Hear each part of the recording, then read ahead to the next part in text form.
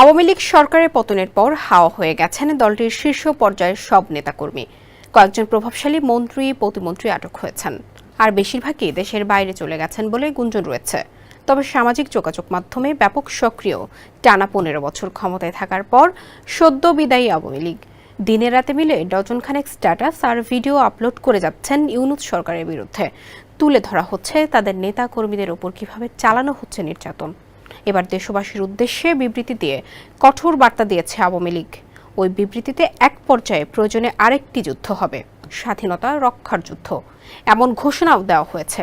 বিস্তারিত থাকছে অমিত হাসান রবিনের প্রতিবেদনে। স্যান্ডেলিনা সো, রূপচর্চায় আভিজাত্য। দেশের বর্তমান পরিস্থিতি তুলে ধরে প্রায় ১৫০০ শব্দের স্ট্যাটাস দিয়েছে আওয়ামী লীগ। সেখানে শেখ হাসিনা সরকারের ক্ষমতা ছাড়ার প্রেক্ষাপট তুলে ধরা হয়।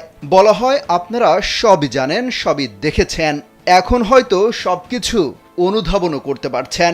কি পরিস্থিতিতে শেখ হাসিনা দেশ ছেড়েছিলেন? ষড়যন্ত্রকারীরা আরও লাশ চেয়েছিল। তিনি চাননি আর কোনো বাবা মায়ের বুক খালি হোক, তাই সময়ের প্রয়োজনে এই সাময়িক পদক্ষেপ নিয়েছেন।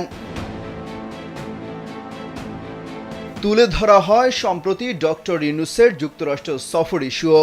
বলা হয়, নিউ ইয়র্কে ক্লিংটন ফাউন্ডেশনের একটি অনুষ্ঠানে এই অবৈধ সরকারের প্রধান উপদেষ্টা ডক্টর ইউনূস বলেছেন, এই আন্দোলন একদিনে সৃষ্টি হয়নি, এর পেছনে দীর্ঘ পরিকল্পনা ছিল এবং এর মাস্টারমাইন্ড হিসেবেও একজনকে পরিচয় করিয়ে দিয়েছেন। তিনি বলেছেন, অনেক দিনের পরিকল্পনার ফসল নাকি তার এই সরকার। এই থেকে স্পষ্টই বোঝা যাচ্ছে এটা ছাত্রদের কোটার আন্দোলন ছিল না।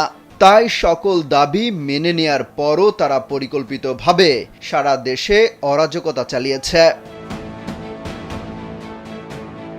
বলা হয়, দেশের বিরাজমান পরিস্থিতি দেখে সবাই নিশ্চয়ই এখন অনুধাবন করতে পারছে, বুঝতে পারছে কেন সেন্ট মার্টিন দ্বীপকে সংরক্ষিত করে কার্যত জনগণের যাতায়াতের জন্য নিষেধাজ্ঞা দেওয়া হয়েছে, কেন পার্বত্য চট্টগ্রামে পরিকল্পিতভাবে একের পর এক সহিংসতা তৈরি করা হচ্ছে। সেই বিবৃতিতে লেখা হয়, বাংলাদেশ আওয়ামী লীগ আপনাদের আশ্বস্ত করেছে, আমাদের বুকে এক বিন্দু রক্ত থাকতে বাংলাদেশের মাটিতে অন্য কোনো দেশের ঘাঁটি হবে না। এই দেশ ৩০ লক্ষ শহীদের রক্ত, ২.৫ লক্ষ মা বোনের সম্ভ্রমের বিনিময়ে কেনা। এই দেশ বাঙালির ২৪ বছরের দীর্ঘ সংগ্রামের ফসল। অন্য কোনো দেশের পতাকা এই মাটিতে উঠতে দেয়া হবে না। প্রয়োজনে আরেকটি যুদ্ধ হবে, স্বাধীনতা রক্ষার যুদ্ধ। অমিত হাসান রবিন, কালবেলা।